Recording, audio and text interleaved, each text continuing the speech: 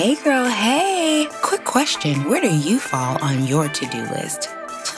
My name is Jamia Ponder, and let me tell you, I didn't even make the list. I am host and creator of the Mrs. Beside, a safe space dedicated to the real ones, standing beside and never behind. Girl, this life ain't no joke, but best believe everything you want, you are worth. It's time, let's air it all out. Trust me, I understand. Whoo, child, it's a lot.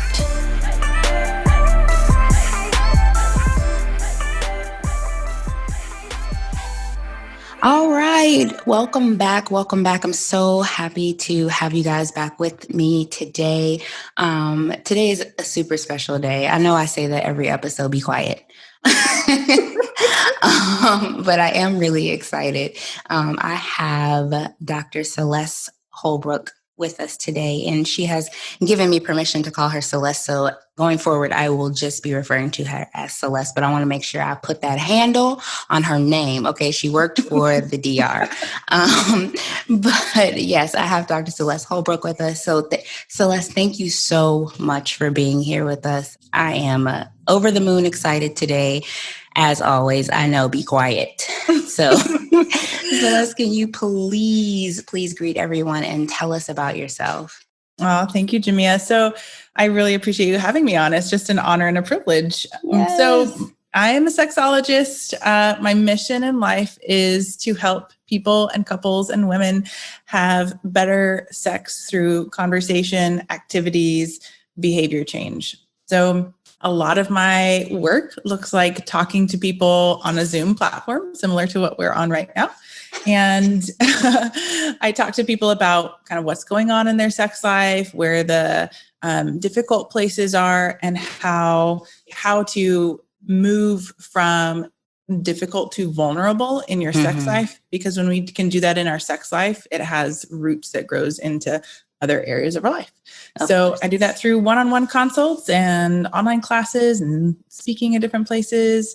And it's just a whole lot of fun. I can only imagine. I didn't even know that was really a thing. Like, what do you want to be when you grow up? Like, I'm a sexologist. No. So today I have asked Celeste to be with us today because I wanted to delve a little bit deeper into like our worthiness and intimacy, deeper levels of pleasure, self-esteem, like previous traumas, all of those things that can be roadblocks to experiencing that vulnerability that we've been talking about and that you've heard been mentioned in other episodes over the course of season 2. And so I really feel like it's so important because there is this idea, this stigma that not only, but sex is for men, right? So it's like, I need to give it to him before he asks for it. Mm-hmm. And then there's a lot of counting days that I hear. Right. People counting days. Yes. Right. I'll be like, okay. And I'm not talking about you guys. I'm talking about me. I've been like, okay, it's 48 hours. So let me go ahead and make sure, I get my little things in order. If I give it to him, then he can't ask for it, kind of a thing. And I want to take that off of our to-do list where it can move into that realm sort of spontaneity. But I know that there are a lot of things that stand in the way of that. So I've entitled this episode Talk Dirty to Me. But it's really a play on words because sex is not dirty. In fact, it can be a beautiful experience if we allow it to be. And when we can move into that realm of vulnerability, there's so much power and so much passion that exists in that you'll want to do it and want to experience it again. So Celeste, maybe let's just start talking about sort of our worthiness. And there was one quote that you have on your Instagram that I saw that was so cute. Being a fuller woman myself, I said fuller, but it says worthiness does not have a weight limit. So can you talk about sort of like our feeling of worth or maybe worthlessness in a sense in a relationship, and how that kind of ties into or inhibits our ability to experience that true intimacy with our partners. Yeah. And let me just try not to get on a little soapbox here. But so when we think about the idea of being worth something, we typically think of an exchange. So this beautiful, portrait that somebody has painted is worth X amount of dollars because of what was put into it or how people define beauty, things like that. But for humans, for people, we were all just born worthy. Yeah. And then we were told that we weren't from beauty industry, from patriarchy, from, oppression, all of these places that tell us we're not worthy. So you actually can't earn worthiness through like work or being good enough or being, a certain size or a certain shape or a certain beautiful thing. Yeah. You only can own it. Right. You can only accept it as ownership, right? So in sex, the beautiful thing about sex is that when we learn to own and embrace our own pleasure in the most vulnerable of our spaces, which is when we are naked with each other, we can feel worthy in lots of other spaces in our life because you're doing it at the core space about your relationship, about your body, about sex. So it becomes easier to feel worthy of a raise at work or worthy enough to speak up or worthy enough to do other things. So that's how worth is connected with sex, because it is not about being good enough. It is about owning your sense of enoughness so that you can experience pleasure and vulnerability and feel worthy. Yeah. And I love that you say that, because I've felt like, like I cannot do enough. Like, aren't you satisfied? Oh my gosh, like I've done this, I did this, and I made sure this. And it's like, you still have something to complain about, or, you cannot do enough. And attaching that enoughness to a sense of worthiness, it never works.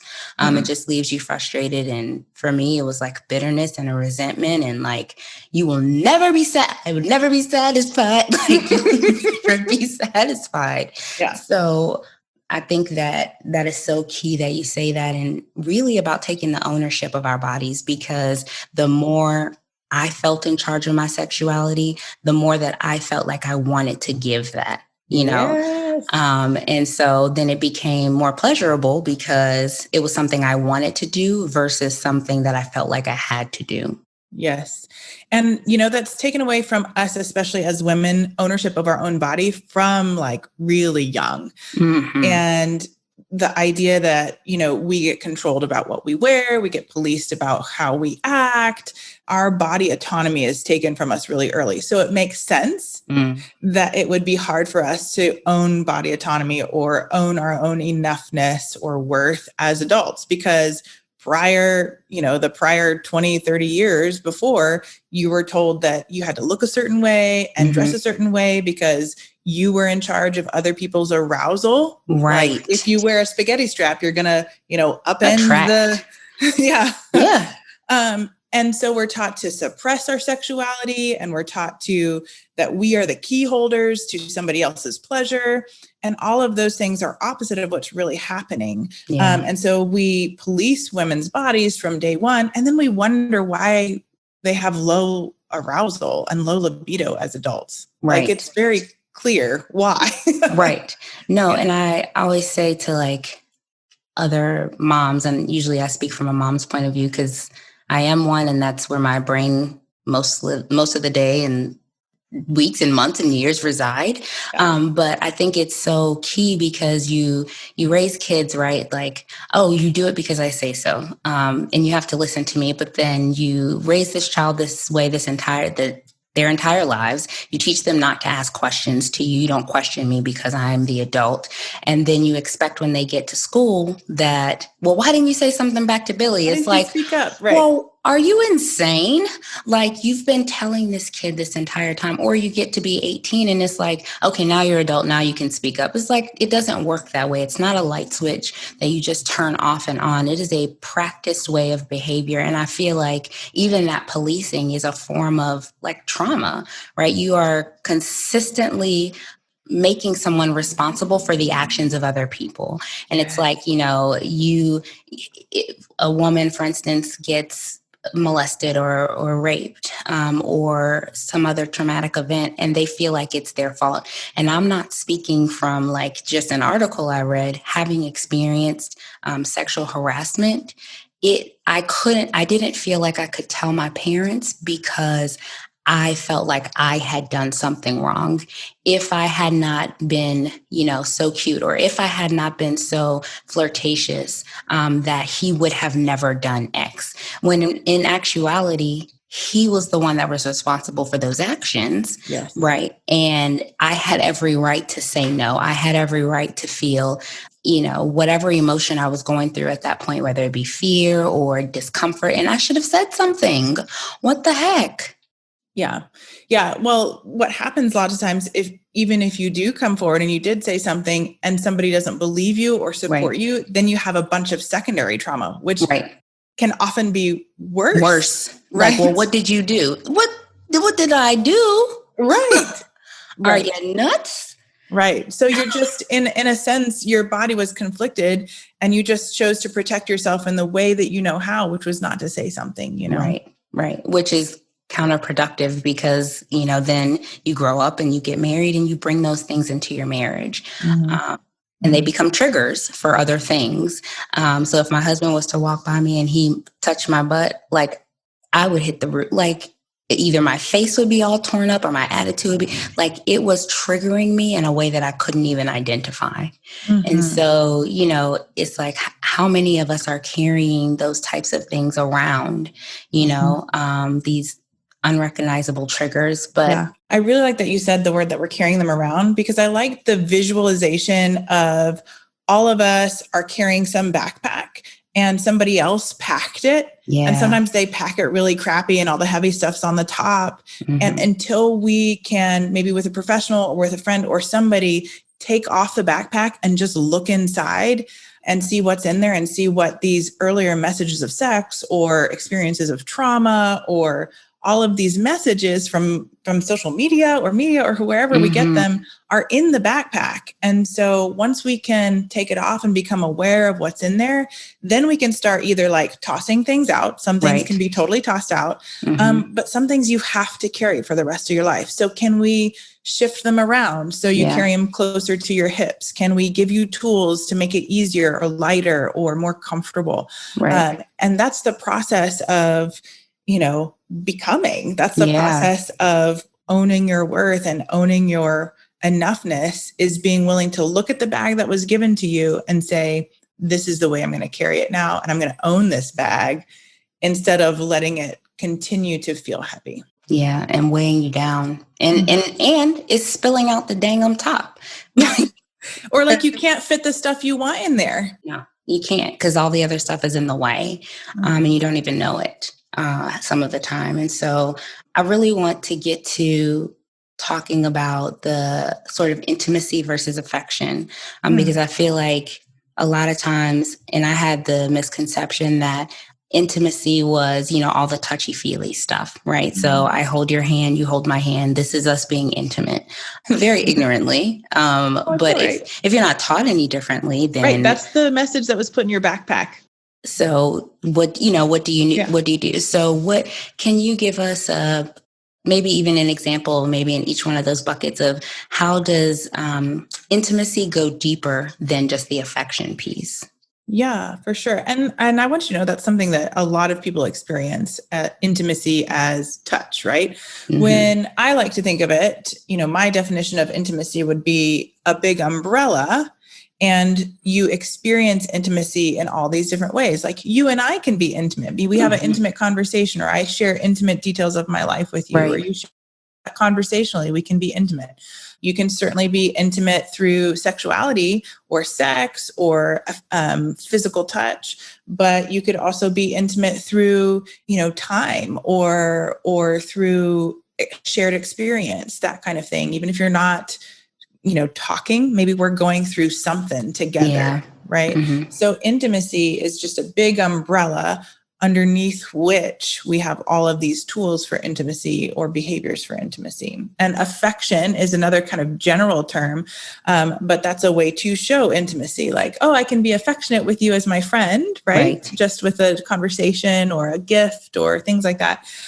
Or I could be affectionate through touch. So it's another route to intimacy.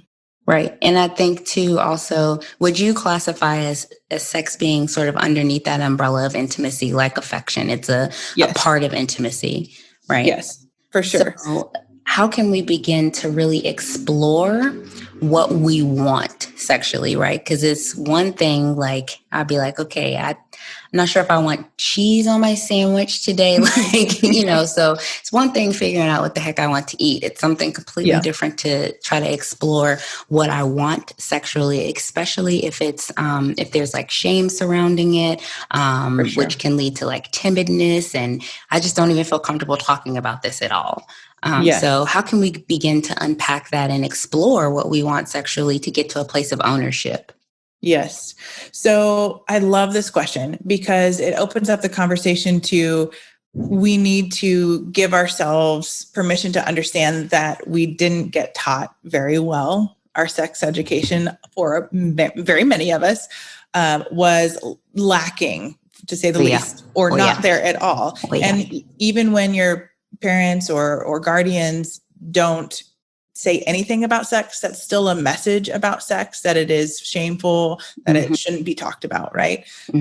So even non-education is a message, and it can be very harmful. So just like starting out there's a reason why you maybe don't know what you want, and that's because a lot of us weren't given permission to explore. So the first thing I ask clients when they come in is, if I had a magic wand and sex was exactly what you wanted it to be, and this is something your listeners can do right now, write down what you would want to feel in sex. Not what you want to be, like what positions you want to do, that will get there. But what do you want to feel? Like, you want to feel pleasure, liberated, wild, confined? Do you want to feel desired? Do you want to feel intimate, connected? All of those feeling words first, because all of our behaviors are motivated by what we want to feel. Okay. And so the behaviors that we do sexually are all an attempt to feel something. So even like an example of, well, I think I'm going to initiate sex tonight with my husband because I think he wants it. That is an attempt to feel less pressure, right? So there are... I didn't mean to agree so wholeheartedly. That was a big So there are feelings motivate all of our actions. Right. And so write down what you want to feel in sex, like start there, and then start backing up and saying, okay, these things that we do help me feel connected. For example, when we sit on the couch and talk about our day and get really silly, that helps me feel connected. Or when I see my partner like really pitching in and helping out with stuff that's not typically his responsibility, then I feel pursued. All of these things don't necessarily have to do with the act of sex, but they are promoting what you want to feel in sex. So then when you get into a sexual scenario, you can also say, maybe penetrative sex doesn't feel necessarily great for me as a vulva owner, me as a woman. And so I can say, these are the things that help me feel connected. I love this kind of play. I love my clitoris being rubbed in this way. I love my vulva being rubbed in this way. They help me feel pleasure. They help me feel connected. They help me feel all of these things. And so starting with feelings help us explore what we want to do behaviorally. And so one step back from that is like, well, what if I'm uncomfortable touching myself, which is an experience a lot of women have because of that policing we had growing up. Don't touch yourself. That's dirty. Which is a message. You're washing too hard. It's ridiculous. It's like, what are you talking about? What? Yes. So, if you are uncomfortable touching yourself, here are some great reasons to start to get comfortable touching yourself. We talked a little bit about consent or getting to know yourself. When we don't know our bodies fully, we can't actually give informed consent for our partners to know our bodies. Mm-hmm. So the informed part of informed consent is really important in sex. And so getting to know what you like first as a woman is really important to helping you feel fully respected in sex.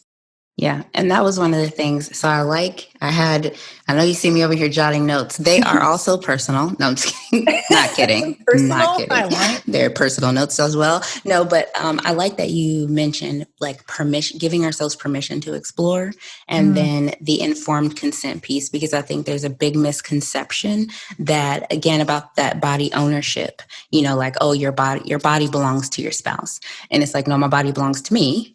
Okay. And the more that I give permission to share that, or I share it willingly, then it becomes a more pleasurable experience. So what does that look like in a marriage for somebody that says, I do kind of feel like my spouse owns my body in a sense, like when he or she says, I'm ready for sex now, I must then perform. Like, no is okay. Not now is okay, but what does that look like in a marriage? Yeah. So I think one of the things that we get confused sometimes about when we get married is that somehow, and we use this phrase a lot, and it drives me bonkers, that two become one. Yeah. Or that two become, or like they cleave to each other, things like that. And cleaving is not so bad, but I don't like the idea that we lose our individuality when we are partnered with somebody. In fact, in order to have healthy sexual relationships and probably relationships in general, there must be a gap between you and me, right? There must be, because sex is two individual people co-creating a sexual experience. It is not we lose ourselves in each other. It is more we find each other in this sexual experience because we are independent of each other. Right. So sometimes I like to think about the idea of a magnet. Like if you had two magnets and they were way far apart from each other, you wouldn't feel them attract to each other. And if you had magnets already, put together, you wouldn't feel the attraction. But if you have just the right amount of distance between the two magnets, you can feel them pull toward each other. Exactly. And so the work of our life is, how do we stay separate just enough to continue to want to walk the distance toward each other? And in that distance is where you find eroticism, desire, right? You cannot desire something that you already have. Right. You can't. Right. No, and you need that space. My goodness. If I'd like to practice social distancing now, if you could just that way for me, it'd be great. I just need a little distance. It's interesting that Esther Perel has this really great study. She studied how people are attracted to each other, or why people are attracted to each other. And the answers from all of these, the survey said, I am most attracted to my partner when I see them doing something independent of me. And so that's like when I see them playing the trombone, or when I see them running a code in the ER, when I see them holding court or playing with the children, or something that I am not necessarily adept at doing. And so that goes to show how important individuality is for attraction. Yeah, that's super important. And I like the idea. You guys can't see it, but she was like holding her hands very closely for this magnet illustration. And so what was going through my mind at that point, we were talking about sort of that space in between. Like, I think that a lot of people have this misconceived idea, myself included, about what foreplay was. Like, we think, oh, foreplay is just, the tickle of my booty, and it's like, no, foreplay is like everything in between, like the last time you guys were intimate. And so it's like, I always say, like, I'm not most attracted to you when we're right in that moment. Like, if you just try to scoot over in the bed, I might be like, sweet Jesus, please help. Like, versus if it's been building up all day, I'm like, kids to bed, everybody out of here, like, Yes. it's the buildup. So can you maybe talk a little bit about just that whole foreplay piece and how we can get better at that? Because that helps. It totally does help. And I love your examples there too.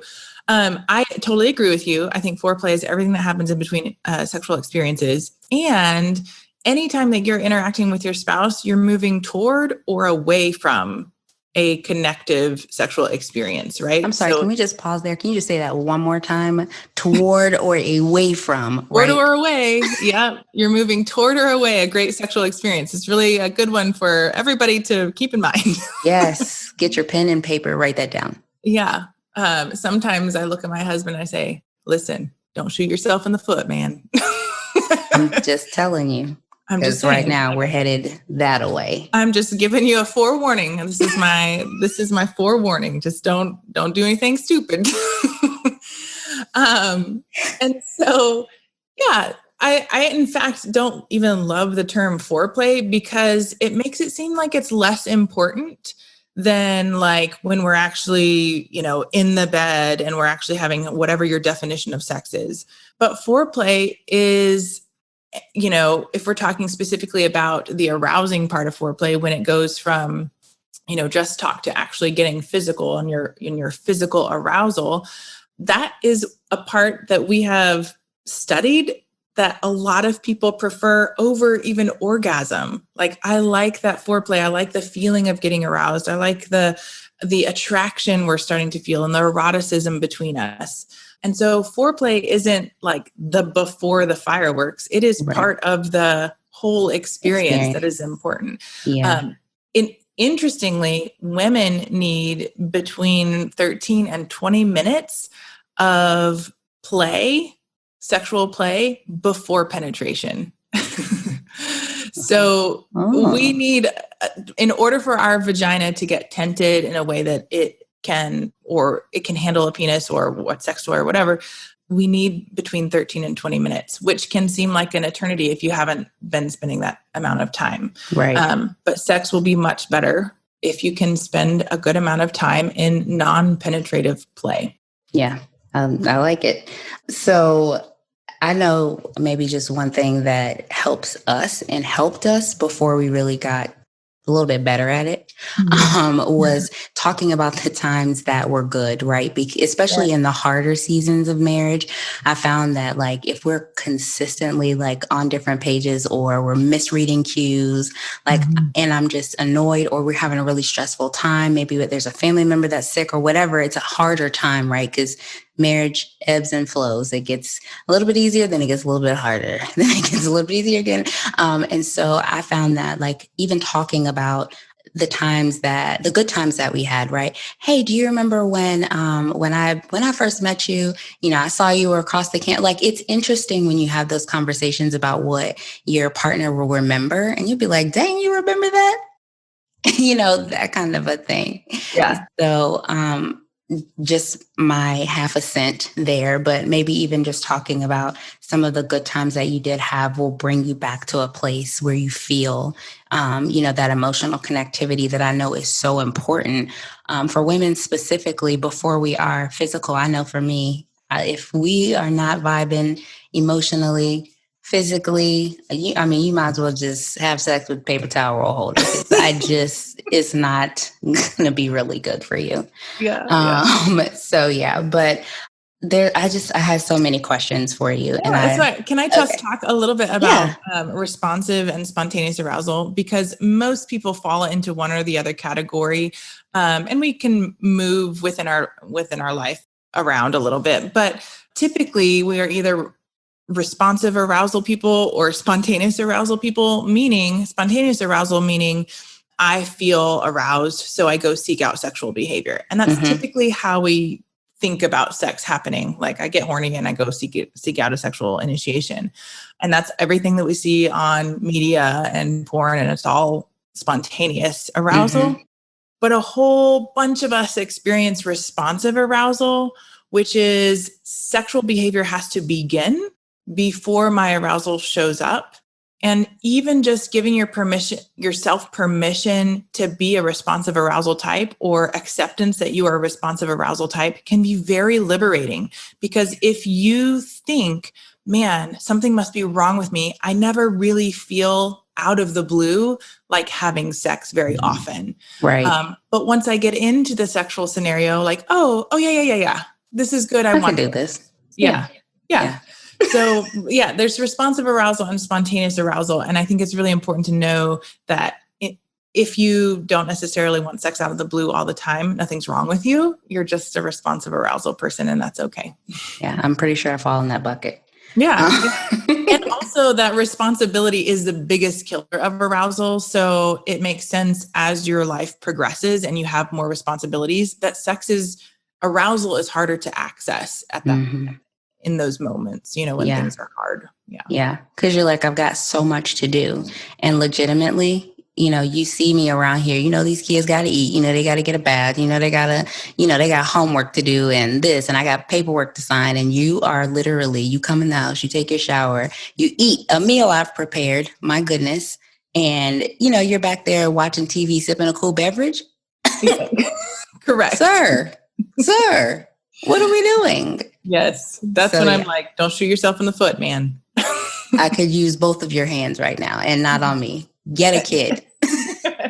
Yeah. Sometimes the sexiest thing, sexiest sex toy there is out there is like a vacuum. Like it's just like vacuuming the floor. Right. I'm like, is that bleach I smell? Oh my goodness. Everyone to bed. No. Yes, exactly. It's totally true. Totally true. You mentioned about like porn very briefly, but I wanted to touch on this because I know it's sort of like one of those, I feel like you all have played Operation, right? And you try to get the little thing out of there and the side is like, meh. Like, I feel like, porn is one of those things, and it can be made to feel, like this shameful thing. But I want to talk about something that you have mentioned in just my online stalking, in my research about the difference between like a sexual fantasy and sexual desires, and how those can differ and how those can play out at home. Because I have heard from people about like, oh, my partner watches porn and they wanted to try this thing and it didn't really work for me. So I think it goes back to the permission piece as well. So maybe can you talk a little bit about that? Yeah. And the porn conversation is one that is nuanced and complicated, but there is one thing that all of us agree on: pastors, sexologists, porn stars, producers, mamas, daddies, everybody agrees on this one thing. And that is that porn is never and has never been intended for education. And so that's when it starts to be problematic, is when we don't educate our kids and they learn about quote unquote sex through porn. Right. Or that porn is somehow a way to get ideas or goals. Or goals or things like that. Right. Porn is entertainment. It's meant to get you aroused. It's meant to get you off. And it's very well edited and very, there's lots of unrealistic things that happen in pornography. So let's talk a little bit specifically about fantasies. Your question was about fantasies and desires. So sometimes I ask clients this, like, what is like some fantasy that you have? So let's say a client has a fantasy of being tied up, right? Of being restrained. But she expresses in our session that I don't think I really want to do this, but I have this fantasy, or it makes me aroused to think of being tied up in leather or handcuffs or whatever. And so I always talk about how fantasies can be a storyline to the things you want to feel. Remember Okay. back to our other conversation about the things you want to feel? Yeah. So sometimes fantasies are this storyline that help us live out the things we want to feel. And so after talking with her more, she's the CEO of a big company. She has 2 kids. She's making decisions all day long and is responsible for so much. So in her fantasy, she wants to not make the decisions. Right. She wants to be taken. She wants to lose the control. She doesn't want to have to control the narrative of a sexual situation, right?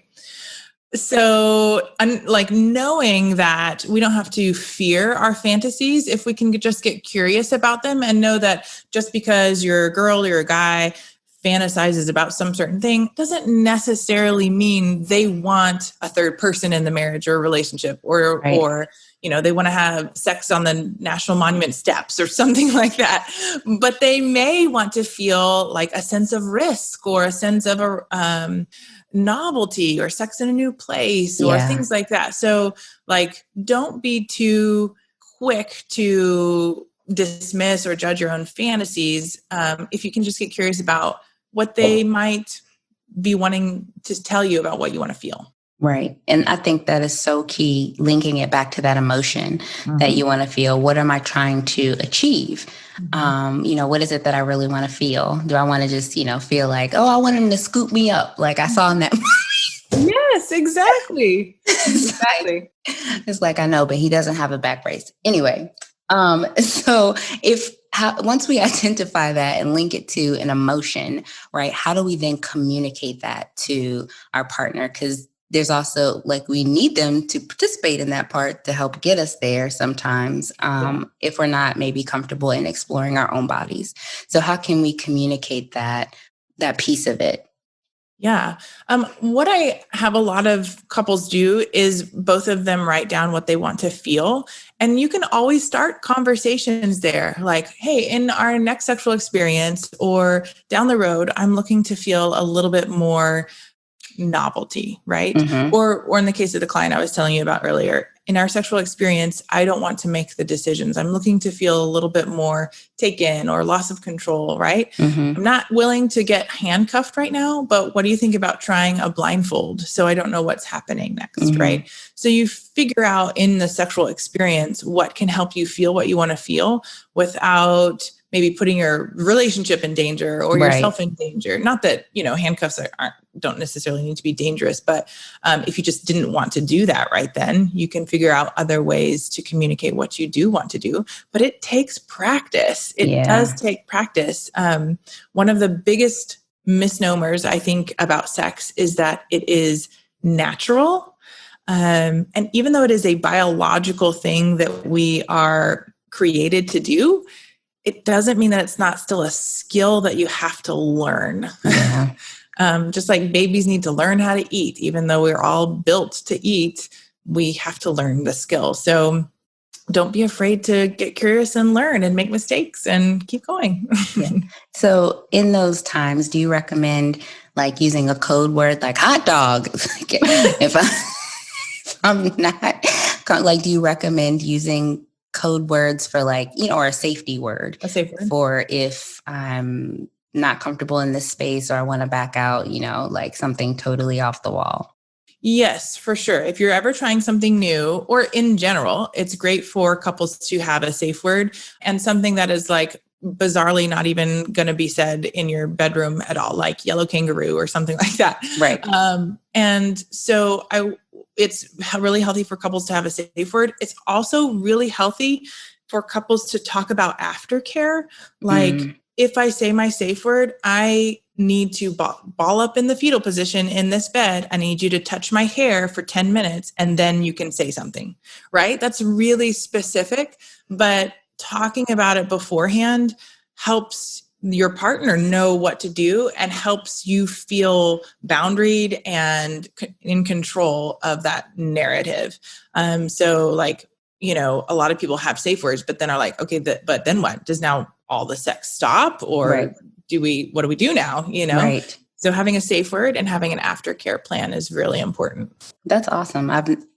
This is literally the first time I've ever heard about an aftercare plan. So that's super key.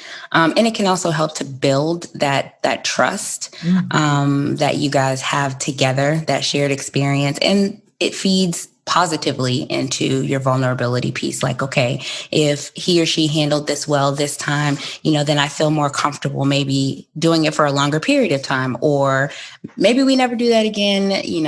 We'll never bring the billy goat back, but next time, we can do something. These other things. Yeah.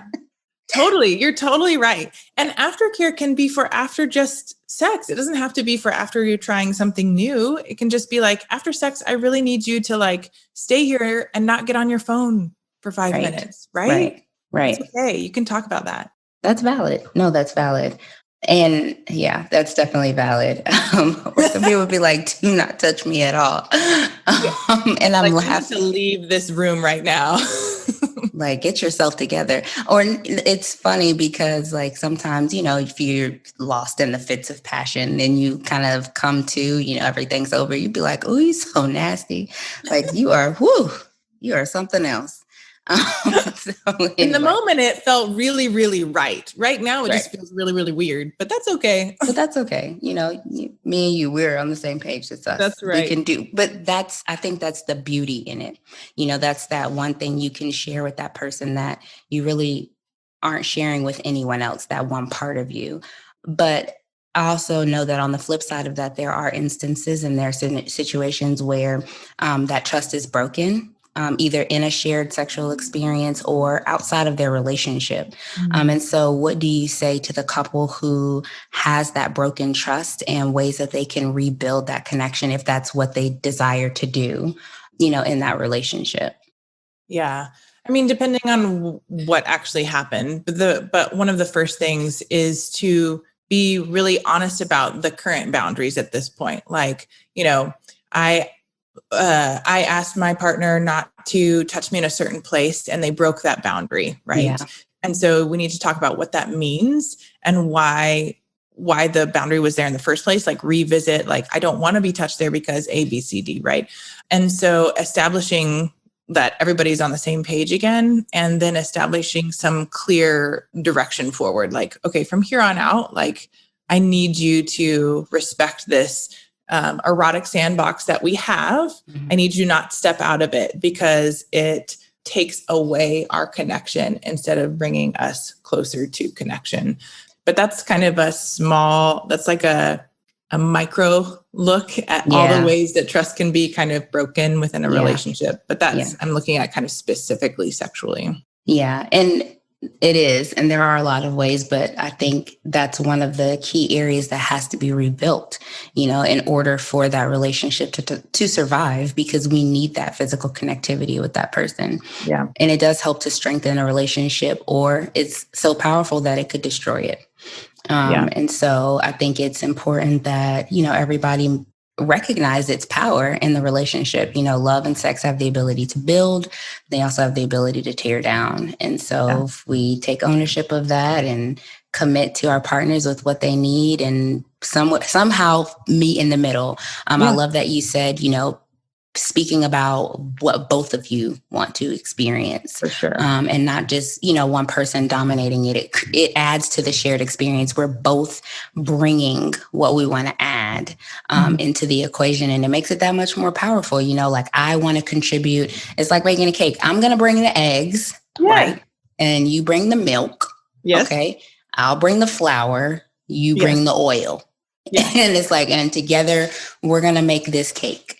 And so, and I know I'm deducing it by a lot. No, you're not. I think these analogies are so helpful because what it also tells us is that what I like to bring to the table is different than what you like to bring to the table. But we're going to do this because we are committed to each other and the end product is going to be beautiful. Yeah. And tasty.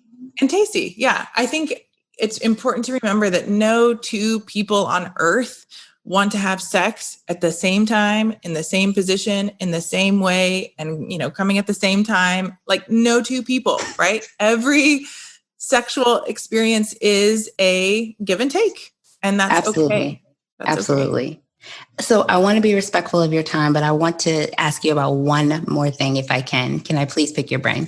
So I know that lots of us have been brought up in lots of different ways, and there have been lots of things that have tainted our view of sex, right? So whether it be from the media, a religious upbringing, like you say, the non-communicative aspect of it is still a message in and of itself, but it all funnels down to, whatever message we've been fed and whatever's led us to this point, right? Mm-hmm. But I know another sort of little area that's touchy is whether or not to bring toys in the bedroom. And it's like, oh, you don't bring toys, because it's like, that's a no-go. And honestly, my eyes were not opened to it until I was very much married, years into my marriage. And so what can you say about toy? And I'm not even talking about, the strap things sticking up to the ceiling, all of that stuff, but down to vibrators and stuff like that. People have been made to feel like, oh, that's dirty. So I'm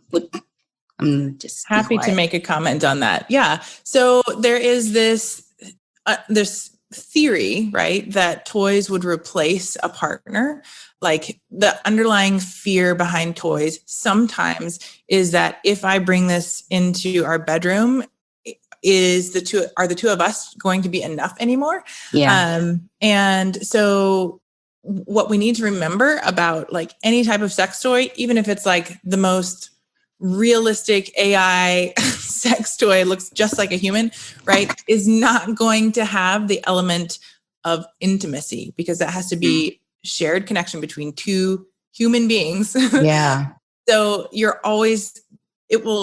sex with a sex toy is not going to ever replace sex with a human being. What I do like to liken sex toy use to is just adding a different sensation. Like sometimes you want cotton sheets, sometimes you want silk sheets, because they have a different sensation. Sometimes you wear this nightgown to bed, sometimes you wear that lingerie to bed. It's just a different sensation. Yeah.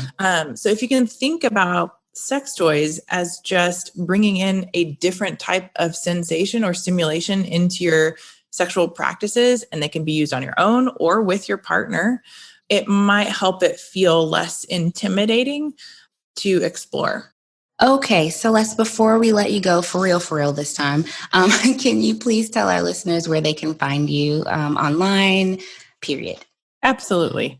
So you can find me at drcelesteholbrook.com. That's my website. And the same for my social handles, Dr. Celeste Holbrook. That's DrCelesteholbrook.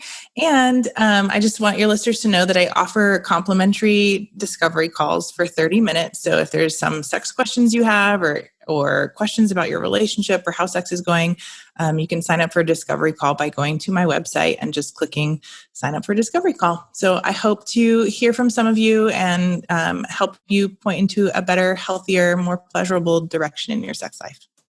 Celeste, again, I must thank you so much for being with me today. And I'm sure I've learned, so I know you all have learned. I've been taking my notes over here and all of that. I'm going to go back and listen to it again. But I just want to encourage you guys, or you gals, communicate about what you need. Identify first what you want to feel emotionally, as Celeste has said. And then from there, walk it backwards and figure out with your partner in this big, beautiful journey of life that we have, how to achieve those things and to get better with practice, because it is a skill and you can enjoy it too. So I know it's a lot, but you are worth it. So until next time, again, thank you, Celeste, for being here. Absolutely. I've enjoyed it so very much. But until next time, I'll talk to you later. Bye. Bye.